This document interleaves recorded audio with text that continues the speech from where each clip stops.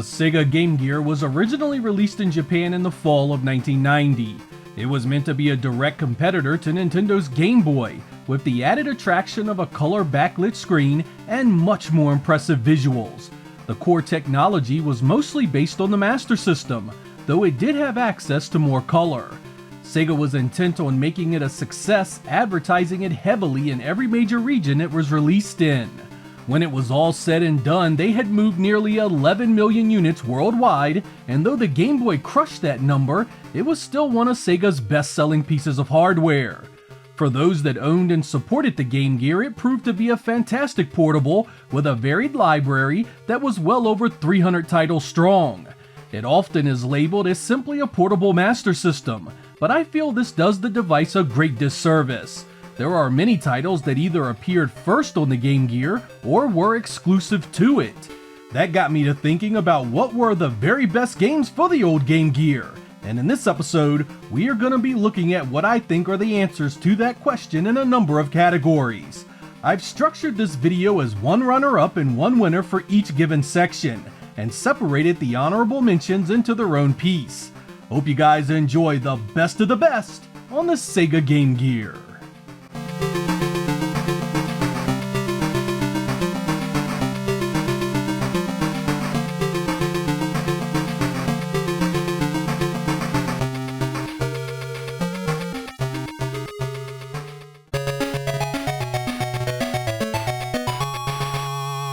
Let's begin this with a proper shout out to some honorable mentions. The Game Gear had some really nice titles, and it would be a shame not to give as many as we can their due respect.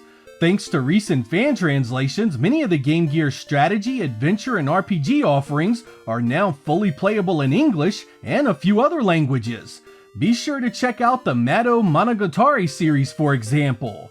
These dungeon crawling RPGs are fairly simple to get into. They were done by Compile and have you battling all sorts of creatures like dragons, demons, and even Puyos. There were 4 of these on the Game Gear, and everyone now has an English translation. You're also going to want to check out the Sonic releases for this device.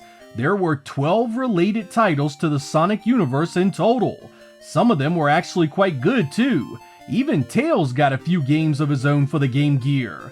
Megami Tensei Gaiden Last Bible and Last Bible Special are part of the larger Shin Megami Tensei series, now fan-translated into English. These games are much softer and simpler than what we saw on consoles, and the story is geared to a much younger audience. Still, it's an interesting series and retains many of the traits that made its big brothers a must-play. You may also want to give titles like Mega Man, Ninja Gaiden, and Dynamite Headdy a look. Mega Man is sort of a mixture of Mega Man 4 and 5, borrowing stages and bosses from both. The gameplay feels a tad different, but the design is fairly solid for a portable release. Ninja Gaiden is a completely new entry into that universe, though the gameplay style is similar. Dynamite Headdy is a port of the Genesis masterpiece that manages to capture the spirit of it quite well. Sports were well represented on the Game Gear too. Super Off-Road was a great arcade port, Clutch Hitter did baseball games proud, and even a few of the Joe Montana NFL releases were very playable. Finally, don't skimp on exploring action titles like Roston and Aladdin. These were excellent and often get overlooked on the Game Gear.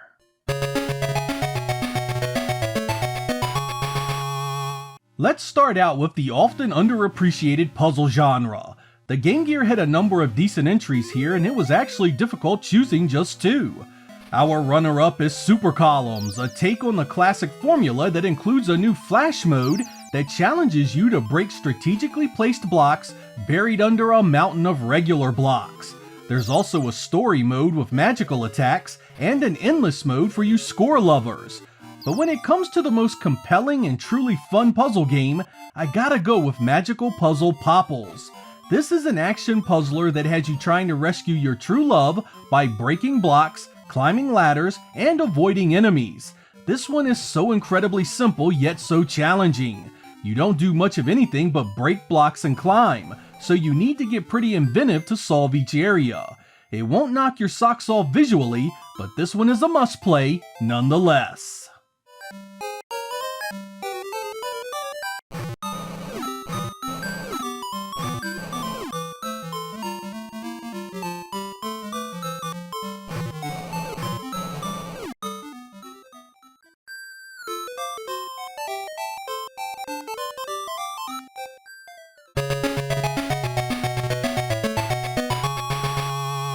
Racing games on portables back then really didn't have the visual punch of their console cousins, but that didn't mean they still weren't fun. The Game Gear port of Outrun is our runner-up, and it retains much of the fun of the arcade original. It's been simplified, but the music is still there, as are the multi-course layouts. Gameplay-wise, it feels similar to the Master System version, but now has a special one-on-one mode against the computer or another player with the system link. Our winner happens to be even better. Road Rash came out of nowhere and blew my socks off the first time I played it. Yeah, it's slower than the 16-bit versions, but it's still an unbelievable port all the same. Having this one on the go was the kind of thing you dreamed about only a few years earlier. It even managed to keep just about all the same content, right down to the tracks, personalities, and upgrades. For the time, you couldn't ask for more.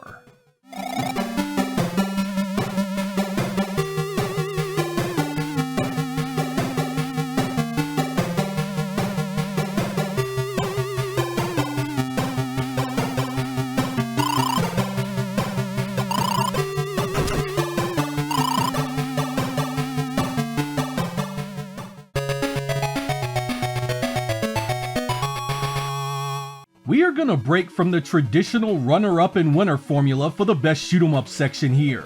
When it comes to this genre, there are the GG Alesta games, and then there's pretty much everything else. For that reason, we are putting GG Alesta 1 and 2 as runner-ups, and GG Alesta 3 as the winner. For those that don't know, GG Alesta is a Compile-developed vertically scrolling shooter with solid visuals and a great weapon system. That gave way to GG Alesta 2, which is also known as Power Strike 2 in Europe. It was again another solid all-around well-made shooter with impressive action for a portable game. The GG Alesta 3 wouldn't be released until 2020, when M2 developed it for a modern compilation, which was then dumped and hacked to run on actual hardware. The end result is a shooter that is very impressive for an 8-bit console. Big sprites, massive bosses, and screen-filling weapons really make it stand out. There are a few other shoot-'em-ups on the Game Gear that are really fun, but the GG Alesta games are in a class all by themselves.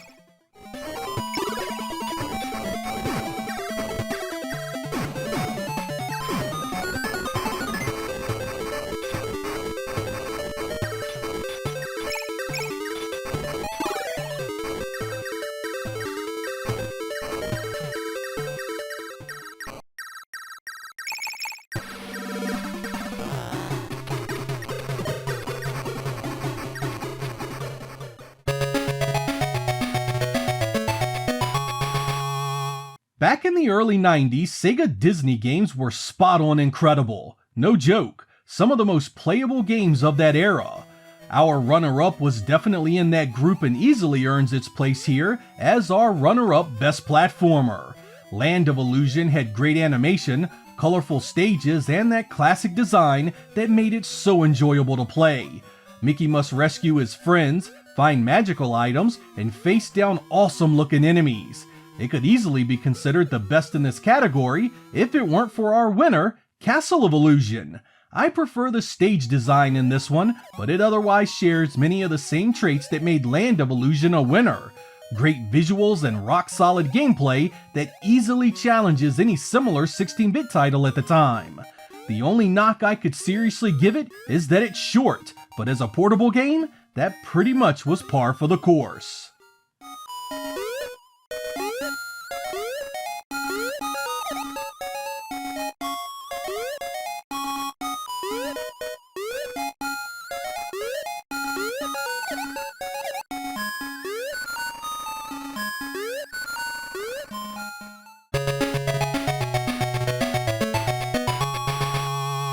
The fighting genre is not something I'd call well represented by any 8-bit console, much less one that was portable. That's why our two Takara-made entries were such a pleasant surprise.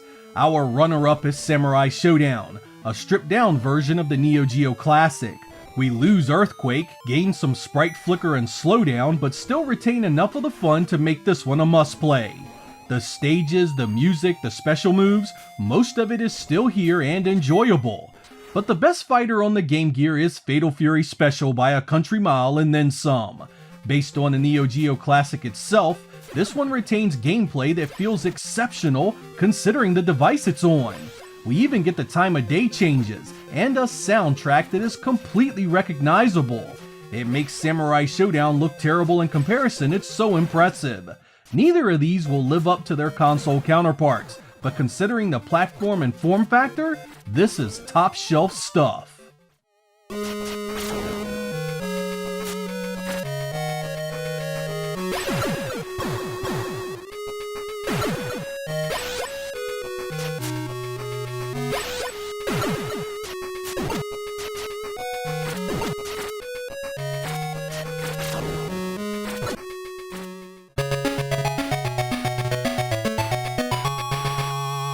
I didn't play many strategy or RPGs for my Game Gear until much later, but I did discover a number of them I quite enjoyed.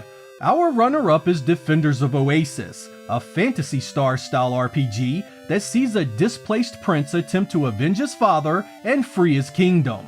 Most of what is here has been done 100 times before, but it's done well, and the ease of play should appeal to most of you that usually don't adore the genre. It's got great music and the visuals are very colorful. Our winner here is easily the strategy RPG Shining Force Gaiden Final Conflict. I came to love this game, first completing it only recently and realizing what a great game it was. This bridges many of the story elements of the first two Shining Force Genesis titles, centering on many of the same characters and their stories. And like those two games, you'll love the cast, the presentation, and the well-designed battle system, which mimics the Genesis titles perfectly. Shining Force had a grand showing on Sega's handheld, and I consider this one the best of an already elite group of software.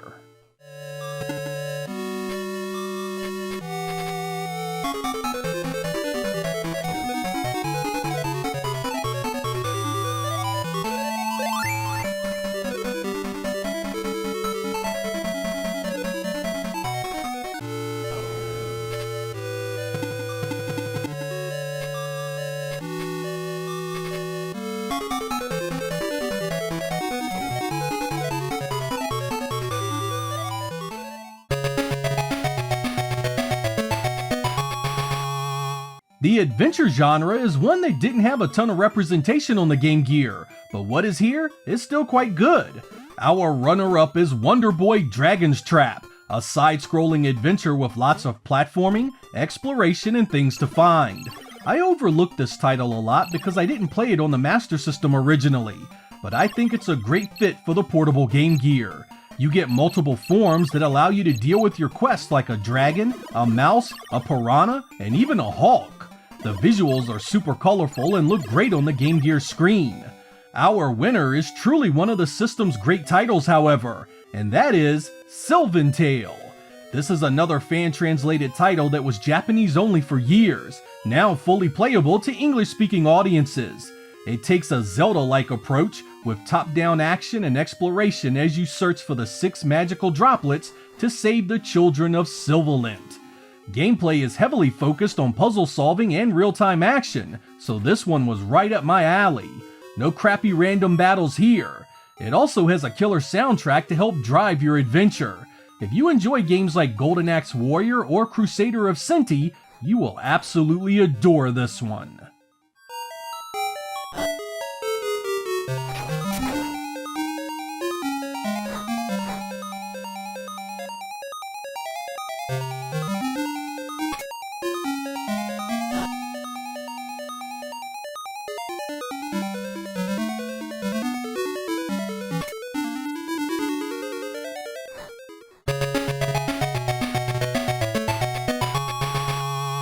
The Game Gear had a few decent beat-em-ups, and our runner-up may come as a surprise.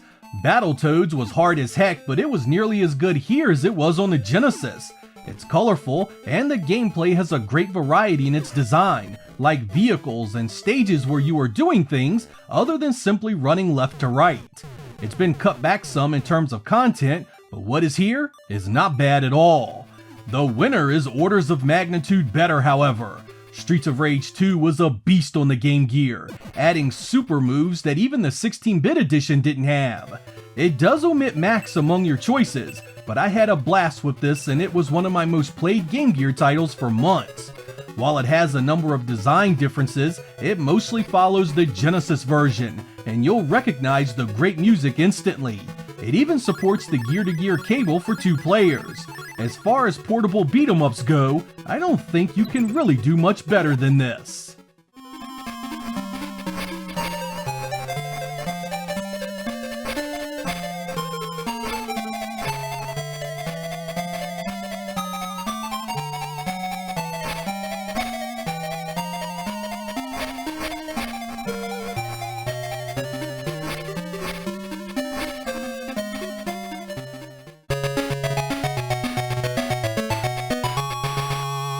When you think portable, you don't really latch on to the idea of enjoying a sports game, but like the Genesis before it, there were plenty of choices on the old Game Gear. Our runner-up is NHL hockey, a sport I'm not particularly smitten with, and yet found this game quite impressive. It isn't quite as smooth or as fast as the Genesis games, but it's still incredibly playable, and it even looks nice. It has an impressive amount of options too, including 2-player link cable support, all the real teams and players, and a full season with playoffs and the Stanley Cup. Impressive to say the least. On a similar note is our winner, NBA Jam Tournament Edition, a pared back but impressive game itself. This is 2-on-2 basketball and a port of the wildly popular arcade game that translated shockingly well to the 8-bit screen. You still get the real NBA license and players, the outrageous moves, and a load of new additions like All-Star and Rookie teams. The only thing it really lacks is a 2-player option and the announcer, but this is still a must-have on the go regardless. The original NBA Jam is on the Game Gear as well, though it's missing quite a bit of content.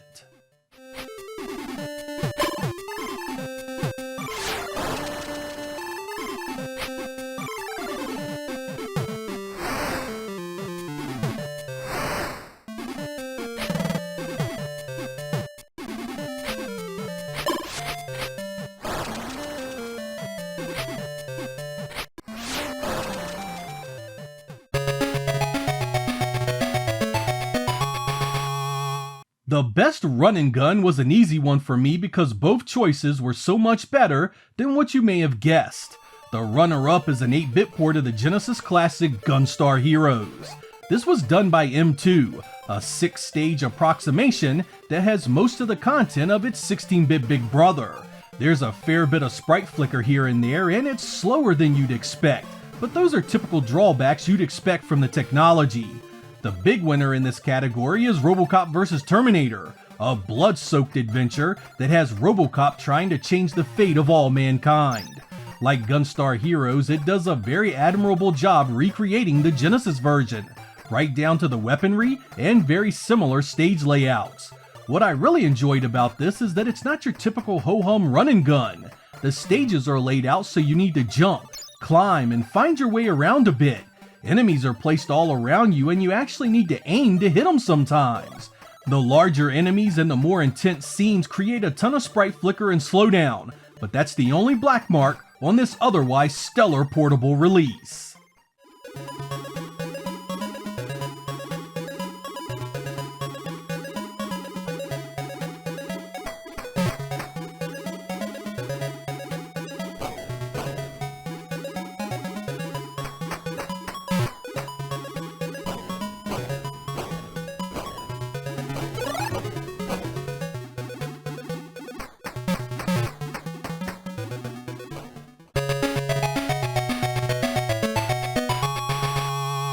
The best action game category is massive and includes what amounts to about 3/4 of the library.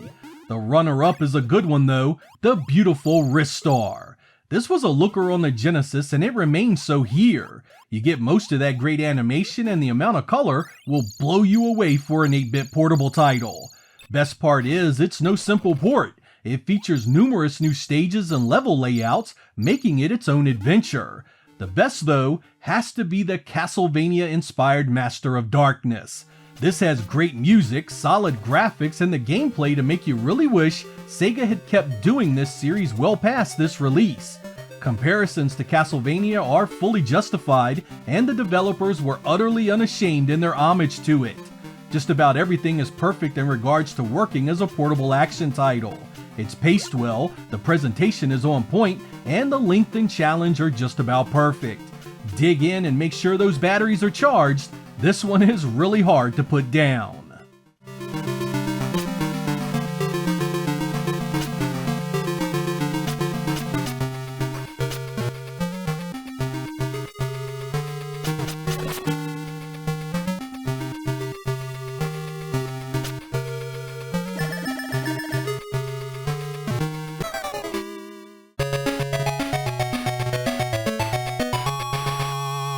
Best exclusive is a tall order because time usually means many of the better games received ports elsewhere. So we are going to simplify this a bit and stay within the era the Game Gear was available at retail. Our runner-up is Tails Adventure, a spin-off of the Sonic franchise that gives everyone's favorite sidekick a game of his own. It's much slower and more deliberate than Sonic, giving Tails bombs to dispatch enemies, the power of limited flight, and stages that require a bit of exploration. It's a great deviation from what you know and love from Sonic, and the sound and visuals hold up well. The winner couldn't have been anything else, and that's Shinobi 2. This was a continuation of the great design of the first, subtitled The Silent Fury. Again, you need to unlock the various colored ninja, secure your weapons and powers, and then take on the final challenge to win it all. It's pretty much the perfect portable release. It looks and sounds incredible, the gameplay never gets tiresome, and the gameplay and variety ties it all together.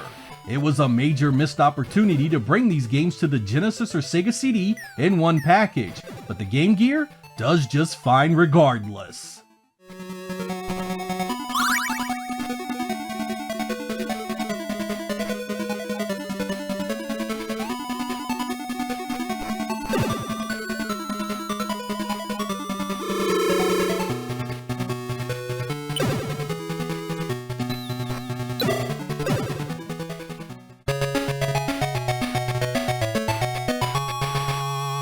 Sound and music could be something of an acquired taste on the Game Gear thanks to its PSG-based hardware. Like the Master System, when things were rough, it could be ear-piercing. Thankfully, a number of developers could do great things with it, which gives us our runner-up, Batman Returns. Unlike the Genesis version, this was developed by Aspect, and it's got some of the best audio on the platform. It's dark, eerie, and fits the atmosphere like a glove. Let's listen to a snippet to see what you think.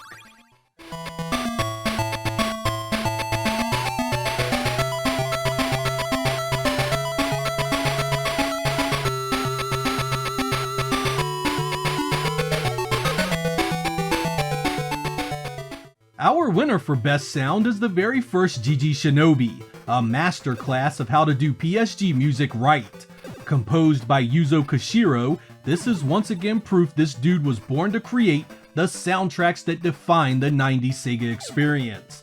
This isn't just good music, you could add this to just about any action game of the time and it'd make the entire thing better. Again, let's listen to get a feel for just how epic this release truly was.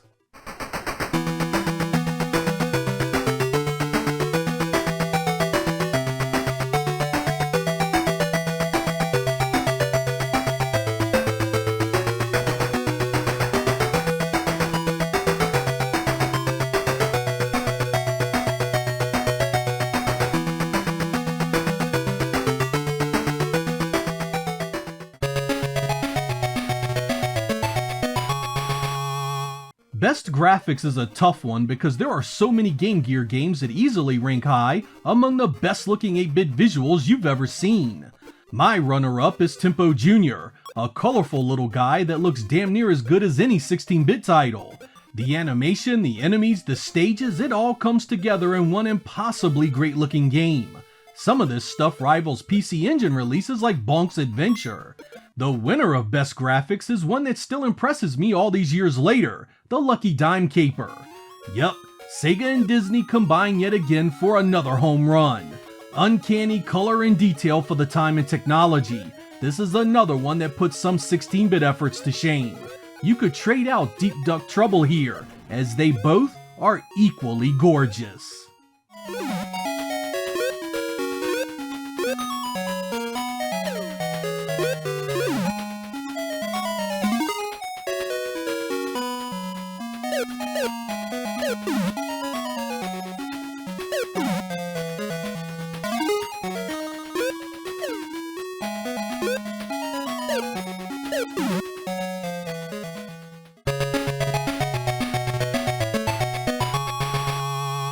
Our final category is the big one, Best Overall Game Gear Game. Let's not mince words, the Shinobi games dominate this area bar none.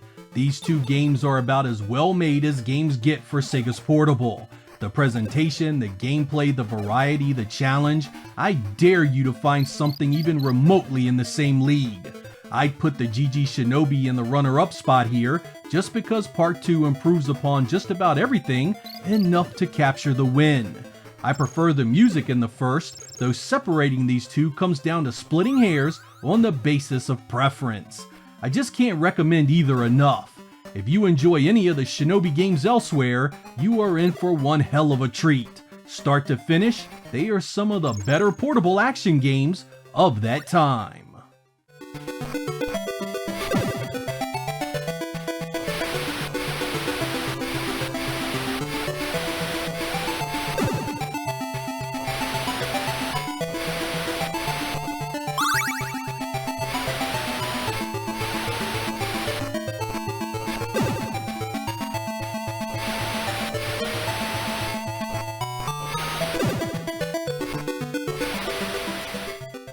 Sega's Game Gear lived a relatively fruitful life, seeing software releases through 1996 and even into 1997 a bit, an impressive 7-year stretch. It often gets marginalized because platforms like the Game Boy lasted for more than a decade, saw over 1,000 software releases, and sold over 100 million units worldwide. That must mean the Game Gear was a piece of garbage in comparison, right? Not at all.